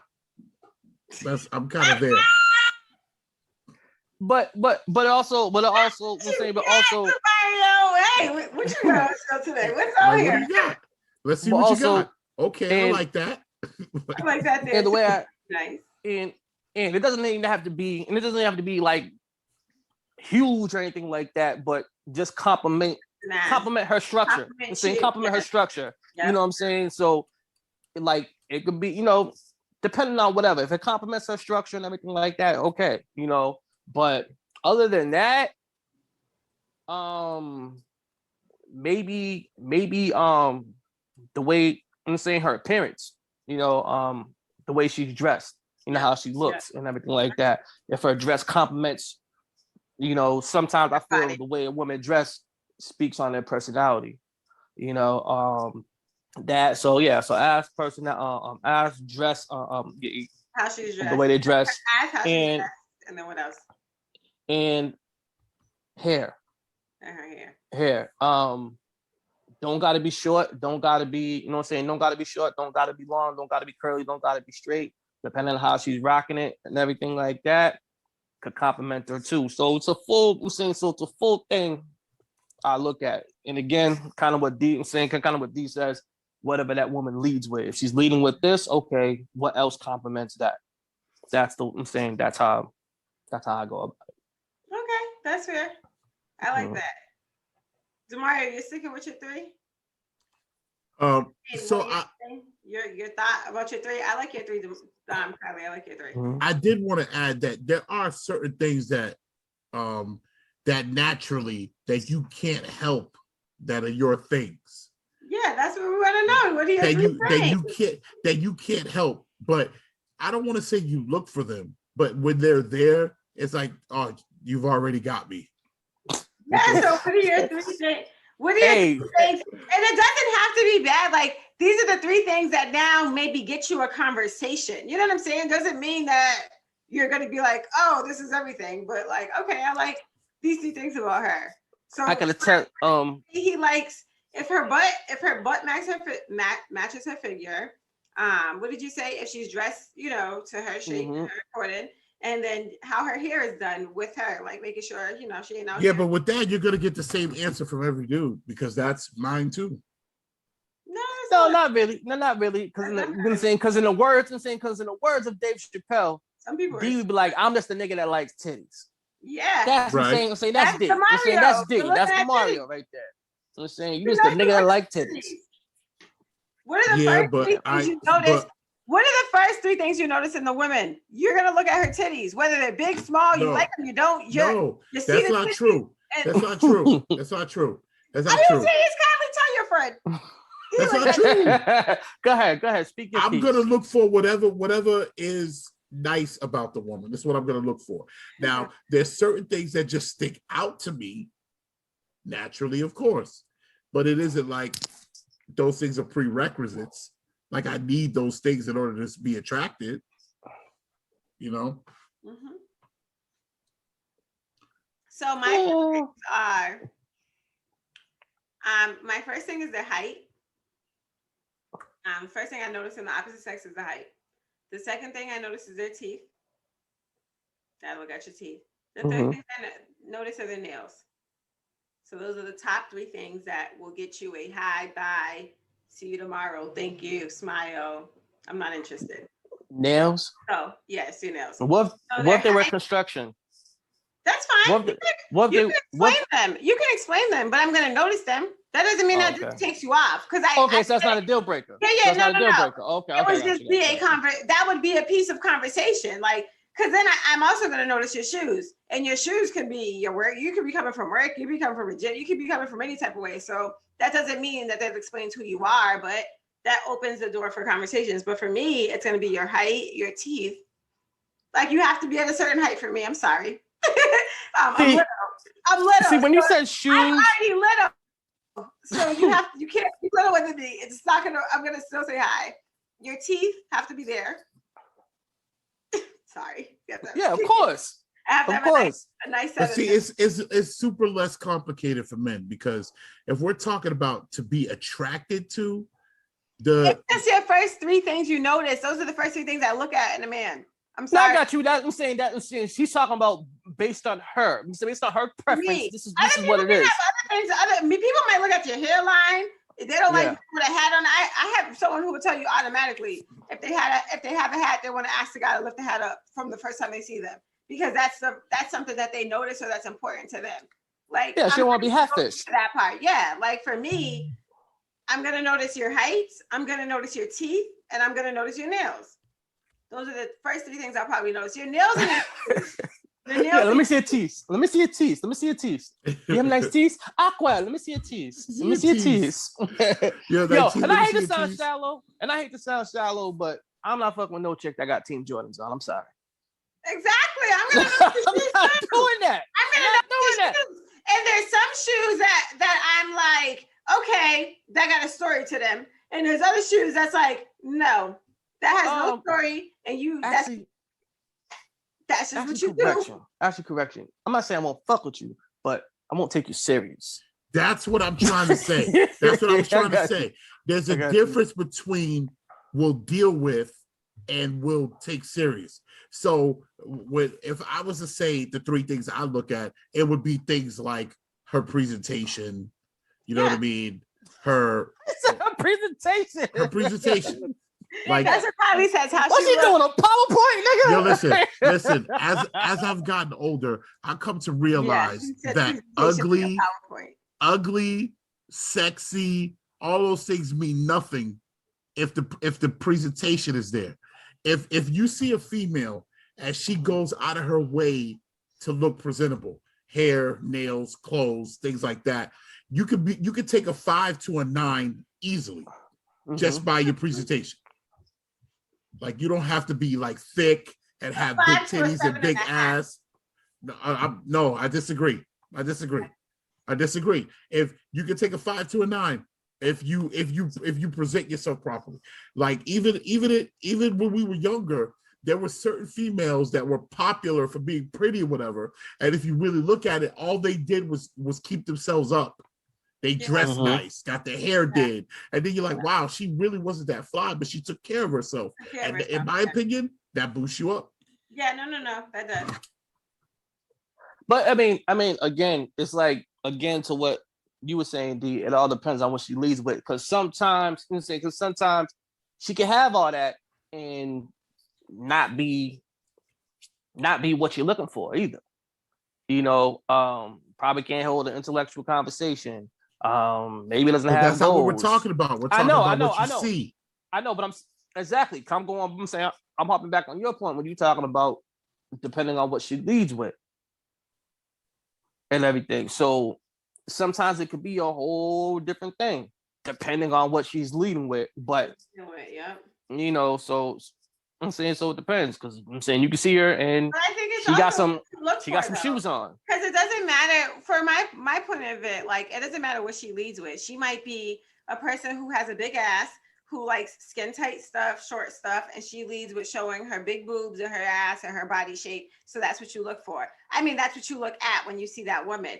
But it's about what you look for. What do you notice? Like, what are you looking at? Like, yeah, of course you're gonna see her ass. Of course you're gonna see her titties. You're gonna see her curvy shape. But what are some things that matter to you? Maybe pretty toes. Maybe look at her toes. Maybe toes matter. Maybe edges. I don't know. Maybe you don't want a girl that's bald headed. I don't know. That's my point. It's just what your preferences and what are the three things that you look at a woman. Take serious. But that's my point. It's super simplified for men, because in order to be attractive to us, that kind of stuff doesn't really matter. Yeah, that does matter. Yeah, Every man is different. Initially, it doesn't matter. Let's not do that. Every man is different. Let's do that. No, it doesn't. No, it doesn't. Come on, cut that out. Cut it out. No. The initial attraction. The initial attraction. He's not going to say hi to her and take her serious because she has no ass. He cares about ass. Exactly. The initial attraction is about. Now, she got a little butt or a big butt. That may matter. What, a big flat back Connie's not looking at. D, you remember the songs.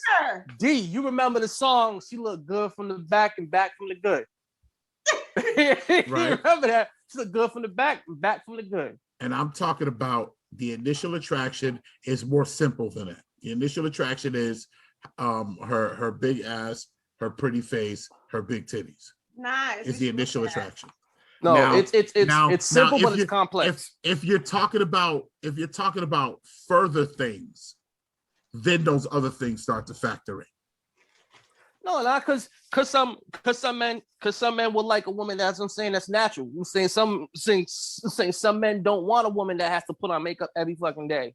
Exactly. Jim say just to go to the store. I'm saying to make it. But that's not what we're talking about. We're talking about attraction. We're not talking. We're talking about attraction. We're not talking about relationships or what you're looking for. We're talking about what you see. We're talking about what you see that attracts you. And men are simpler in that it's more big butts, big ass, pretty face than all that other stuff. No, it's not. I say simple but complex. I can tell you 5 men right now off the top of my head that would say, I noticed her hair. If she's wearing a weave, I'm not interested. He's not looking at her ass. Yeah. He's not looking at her titties. Mm-hmm. If she has weave, if she has a braid, if she has a sew-in, if she has a wig, a lace front, he's not looking at that. That's off of him. So the first thing he knows is the woman's hair, because that's what he looks for. So every man is different, but I can name 5 that I can guarantee you the hair is in their top 3 because that's important to them. Even Kylie named hair. He didn't care how it looked. And I'll tell you to take those dudes. I'll tell you, if you could, you take those dudes and look at their rap sheet, and what you said will be disproven. Is what I'm telling you. That's bullshit. Absolutely not. No, it won't. No, it won't. No. I know men who do not like girls who weave and who do not fuck with women who wear weave, period. I know men who do that. It won't. The rap sheet might have a language barrier. The rap sheet might have a language barrier, but I'm going to tell you like this. A lot of things will be consistent.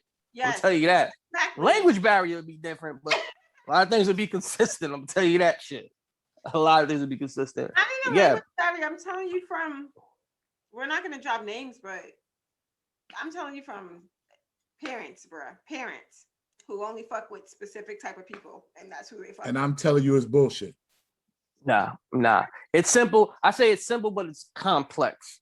And so that's what I say. It's simple, but it's complex. It may be something simple, but at the same time, it's still complex when you really, really, really think about it. The law of attraction is very, very unique. And it may not be just be physical or whatever. I mean, it could be so many things. But yeah, it's simple, but it's complex. That's the only way I could say. And when it comes to the law of attraction, it's not that simple. So It could be the thighs. I'm saying it could be your hips. Right now, I'm gonna post. I'm gonna ask that question, and we'll see. Okay, how we can see the comments on there. You know, some guys may not like a skinny, thin girl. Some guys want a thick girl. Some guys don't want. Want a girl with a flat stomach. Things like that. It's different. And that's not what I'm not arguing that point. But she's talking about what you see, though.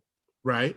Right. And based on what I'm saying is the quality of the woman is not a concern for the initial attraction in most cases. That's my argument. Like whether or not her hair is done properly, whether or not she has on nice designer clothes. I'm saying initially that is not as much of a factor as you two are making it out to me. It is. I think it is based on most men. I don't think some of the group. I'm saying some of the guys that I've hung with. I can only talk about the guys that I hung around with, and I'm talking about the guys you hung around with. Yeah, and I'm talking about that too. I'm talking about them too. Me too. And I've seen. Me too. And I've seen. Me too. Me too. And I've seen, and I'm like, really? Me too. Really? But I could. That's what you really? Me too. But I could say for 3 or 4 of them, they're pretty much consistent when it comes down to that. And this is what they like, and this is, and that I'm saying, based off of the criteria, this is what they. I'm saying what they have on their resume. So that's why I say it's not that simple. But since we're on that, since we're on women, the opposite sex, then we're kind of like turning to like a relationship thing. So I saw a meme. The meme said, if men had a 90-day rule to spend no money on women until that 90-day period was up, would they still mess with them or date them? Would they mess with who? The guy. So if a guy meets a woman, right, and he basically has this 90-day rule, I'm not going to spend no money on you for 90 days until that 90-day period is up. Based on that 90-day period, I will spend money on you or whatever, or I'll know you're the one. You kind of pass the test. Kind of like how Steve Harvey had a 90-day rule. Don't give a man sex for 90 days or whatever. And he lasted 90 days. He's the one and blah, blah, blah. That's how you could tell. That's how you could weed out, who wants you for who and who wants you just for sex. So basically, the flip side to that is basically men spending money on women, because women, because how a lot of times like, if a man takes you on a date, who's supposed to pay? I'm saying the man, whatever. He goes out to dinner, the movies, whatever, buying you stuff. It's supposed to be the man and everything like that. So basically, the meme was basically saying, would women still date a man or be interested in a man if he had a 90-day rule not to spend money on it? So this is actually could be a question for you. Okay, yeah, we're gonna defer this to you. Okay, yeah. So what's the question? Let's go. Because I think no. I think no. All right, so basically, if a man, what's the problem with Mario? How you didn't hear the question? Because I was making a post about the other thing that we just finished talking about, so I missed a little bit. I'm sorry, I was working still, but go ahead. What's the question? All right. So if a man has a 90-day rule of not to spend no money on a woman, right? You guys first date, and he has a 90-day rule to spend no money on a woman. Mm-hmm. Would you still be interested in that man, and would you still date him? Yes. Okay. Okay. Convince anybody out there? Did I convince anybody? No. No, definitely not. Listen, I say yes, and this is my reason why. Because there's a lot of things you can do for 90 days that do not include money. Creative, and we can still date for 90 days, and I would still be interested in you. Because that's your effort. So it's more than that. For me personally, you don't have to spend money on me. That's okay. If that's your thing, I understand that. That's your 90-day rule. That's absolutely fine. but be creative. That doesn't mean we can date. We can do other shit. We can do picnics in the park right here. Like, that's not money. You had some groceries. That is so full of shit. Because that is full of shit. Because make me interested and keep me interested. That's all you got to do. Be consistent. You guys are not consistent with it. You put some effort into dating me. Create whatever you want to do that does not cost money for you. That's not an extra expense that you feel like you're not spending money. And I don't understand what the meme is as far as like spending money. When you're dating someone, you're courting them. So you're spending money to actually invest. You're investing in your relationship with that person the same way you invest in your job, the same way you invest in your future. So is it that, or are you buying this girl a bag so she can go on a date with you? It's completely different. So the answer is no. No one's showing up at my doorstep with like, I'm not going to say no one, but they're not coming to the doorstep with gifts and let's go on a date. Like if we're dating, we're dating. And then if gifts come, the gifts are coming as well. So the answer is no. So the answer is no. Just say, it's okay to say no. It's okay to say no. It sounds like it's okay. It sounds like a no. So you talking about, I don't get it. But if he's courting you and everything like that, why would he spend money? Blah, blah, blah, this and that. It's 90-day rule. What you mean by spending money? No, first of all, I said you can date me without. No, first of all, I said you can date me without spending money. We can go on picnics. We can go on walks. You can. How many picnics? How many picnics you gonna go on? How many picnics you gonna go on? How many walks you gonna go on in 90 days? How many times you gonna eat at that nigga's house? How many times you gonna cook for a nigga? And him saying 90 days until he spends. First of all, hopefully we're both busy building our own lifestyle. So the times that we do have together, you don't have to spend extra money, and you're able to court me in a nice way. She said extra money. She didn't say no money. She said extra money. Go ahead. Money, you don't have to spend money, period. That's why I said, that's why I asked what is the purposes of spending money? Is spending money on a date? Spending money is buying. Spending money, period. No spending money. Money. No period. Money. No money. 90 days. Would you still be interested in it? Just like in reference, right? How Steve Harvey had the whole 90-day rule, don't give a man sex for 90 days and everything like that. Same exact thing. Do not spend any money because it's supposed to be because when you're supposed to go on a date, it's supposed to be the man paying for everything, the man courting you and everything like that, spending money on you. So now it's basically the man has a 90-day rule. If a man has a 90-day rule saying I don't spend no money on a woman and everything until that 90-day period is up, would you be able to date that man? Would you still be interested in that man? Yes, I would. No, you said no. You said no. Just say no. It's okay. Yo, listen, you saying no doesn't make you a gold digger, doesn't make you anything like that. It's okay. No, listen, you can date somebody. Oh, you can date somebody without spending money. You can go, like what I said, you can meet them at a library outside and look at books and read books together. That's a date. You spend no money with the library together. You can go on dates without spending money. Kylie, whatever. You can go on dates. Stop it. It's okay. Yo, listen, that doesn't make you a bad person. Yo, it's okay. It's okay. Hey, listen. Hey. It just makes you a woman, man. That's what I'm saying. That's it. I said what I said. Yes, I will date a man if he had a rule of for the first 90 days he spends no money on a woman. Cool. Let me see your effort and let's see how we date. If he has effort to date me within 90 days and if he figures out a way to date me for 90 days and not spend no money, I'm absolutely here for it, sweetheart, because that's a lot of effort if you figure out how to date me for 90 days without spending money. But you know, I'm here for it. I'm not going to turn you down if that's your rule. I'm not making you spend money on me. We can literally walk. I can go for a run. We can go out to the gym. We can meet at gym. I don't know, whatever it is. Just say no. Just say no. Yo, I seen the comments, right? You want me to be this bad bitch looking for a bag so bad?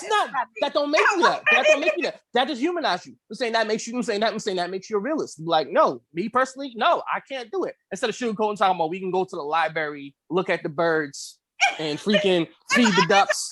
And shit. Get the fuck out of here, that bullshit. We go thrifting together. We can go for walks. We can go for runs. Listen. 90 days. That's very What quick. If he got bad knees? What if he got bad knees? What if he got bad knees? Now he can't run. He ain't gotta run. He can walk swiftly. Yo, I saw in the comments, a girl said, well, if he ain't doing that, he better have a long tongue and a big dick. And I was like, no doubt. I was like, no doubt. No doubt. Well, she has her shit all fucked up because if you're not spending money for 90 days, why are you worried about his tongue? She's getting pleasured. Basically, she was basically saying she's getting pleasured. She's getting pleasured one way or another. Yeah, no. And so she's looking for a way for it to benefit her. I posted it, and the comments are already going off. With lies. Exactly, with lies. With lies. I don't know what type of gun it is. I just know the sound it makes when it lies. Lies. Exactly. Just like Keyshawn's answer. Lies. Okay, so one woman said their eyes. Look at you. She looks at their eyes because she doesn't want a cockeyed man walking up to her, asking her for a number because she's no longer interested because his eyes are not right. Another man said how they dress, their lips, and their presence. Another woman said their smile, their teeth, smile/teeth, convo, and their smell, how that man smells or how that opposite sex smells to her. See, look it. We'll wait. We'll let them keep rolling in. Everybody's different. Whatever you notice, what are the top three? Not even the top three. What are your first three things you notice about the opposite sex when you see them? DeMario, whatever they lead it with. They ass, their titties, their lips, their kids, whatever comes first. If they're pushing a stroller, I notice them damn kids. No. Yes, you do. And look, if she's walking down and she has like really vibrant hair, I'm like, oh, that looks nice. If she's walking down and she has nice legs, I'm like, oh, look at, you know what I mean? Like, so for me, it's what do you got? What you got? What you got? Exactly. But yeah. So that was a no for you. So anyway, since that was a no for you, so yeah. So if the nigga ain't spending money, put some effort, get creative. You basically looking at him sideways. No, that's basically what you're saying. It's okay. Listen, it's okay. Okay, it's okay. And speaking of women, so back in 2020, how to hit a woman and get away with it was Googled 163 million times. I believe it because domestic violence cases were up in 2020. People in their houses with their abusive mates, male and female, because some of you females are very abusive. So they were in their households stuck with the COVID. So they was trying to figure out, how do I beat on this person and get away with it? And that's wrong. I hope you guys are in jail. I hope they find those people. And the thing was, I saw that. For some reason, I wasn't surprised. For some reason, I wasn't. No, I didn't Google it. No. I didn't Google it. But when you're used to working with somebody, I'm not in no way am I co-signing this and everything like that, because niggas that touch women, niggas that beat women are bitches, and I don't fuck with that. But yeah, when you're working, they're doing their thing, you basically coming and going. But now your motherfuckers are staying in the house, and now you guys got to deal with each other's shit and some shit that you probably didn't deal with before. Mm-hmm. And then the kids are there too, and kids are talking about they don't know how to do this, they don't know how to do that, and you haven't done algebra in fucking years or whatever and everything like that. Yeah, it could create a stressful fucking environment. Yeah. I get that. But in no way, shape, or form am I saying you should Google something and be like, yo, how can I beat this bitch's ass and I can get away with it? There's no way, shape, or form that should be saying. I'm saying that should ever happen. Not saying that it's right, but shit happens. But yeah, man, I'm like, yeah, I don't condone none of that. But it didn't surprise me. It really didn't surprise me. Yeah, and surprised by that because domestic violence is real. Yeah, I was very shocked about that. These people get shot. These people are out here beating each other's asses and stuck in these environments. They lost their job. They're under a lot of stressful environments. Just like you said, the kids are asking questions that they don't have answers to. It's not okay. Do not beat your man. Do not beat your wife. Hide your kids. Hide your wives. Yeah. Everybody out here.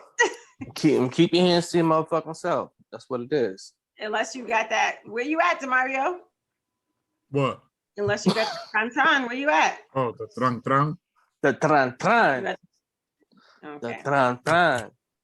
Unless you got that, keep your hands to your motherfucking self. This is a PSA.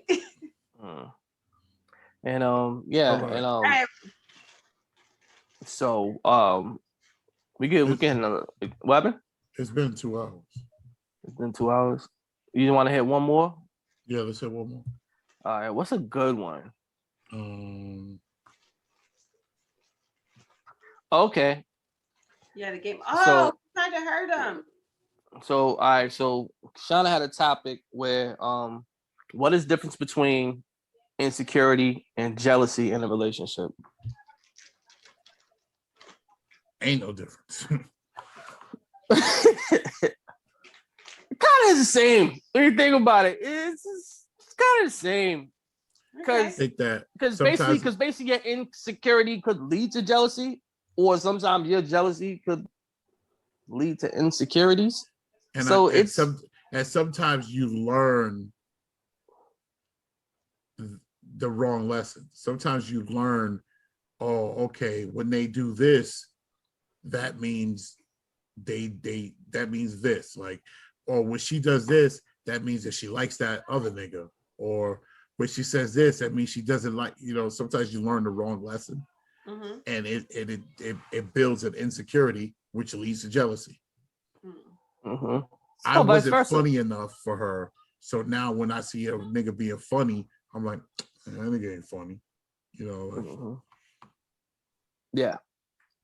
And it could lead to a man becoming damaged to the point where that insecurity will be with him in damn near every relationship based off his past relationship. Whether it was something that was done intentionally, something done on accident, or whatever, that could lead to that insecurity. See, I'm saying insecurity or jealousy, and and that shit could it could form a man it could mold a man, I'm saying, a certain way. Yeah. So basically saying like they'll forever be scarred from that one thing, basically, yeah.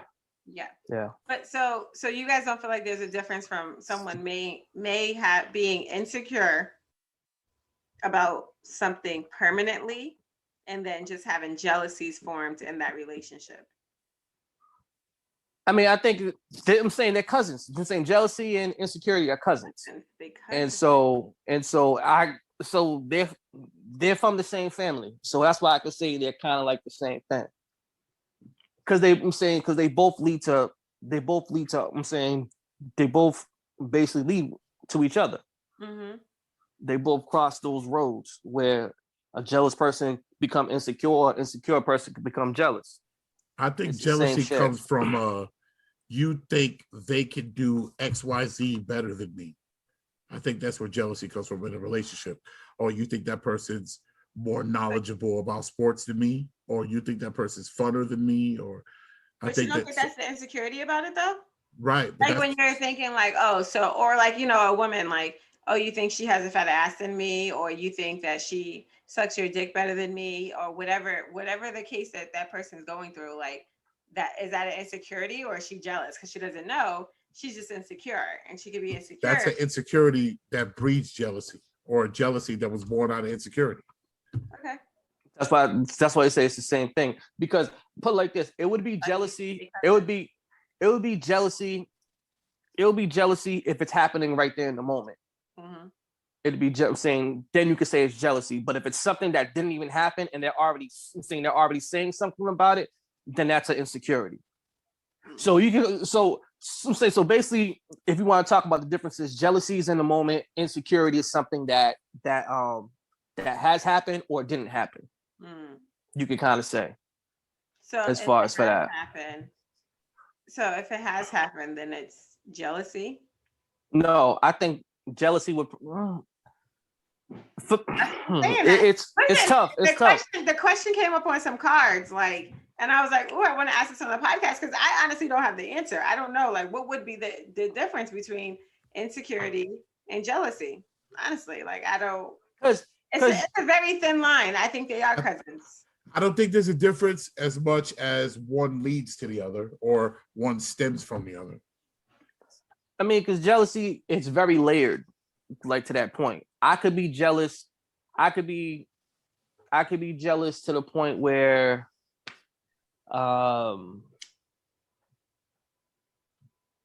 those pants, I wanted to get those pants. You say you didn't like the way they looked on me, but you see it on another person. You say, oh my God, those pants look so great on him. But when you told me, when I was buying them, I'm saying you told me they ain't looking on me, but now, you know what I'm saying, you see it on this person, they look good. So which one is it? And so now that person is kind of jealous. Yeah. Whatever. But insecure to the point where it's basically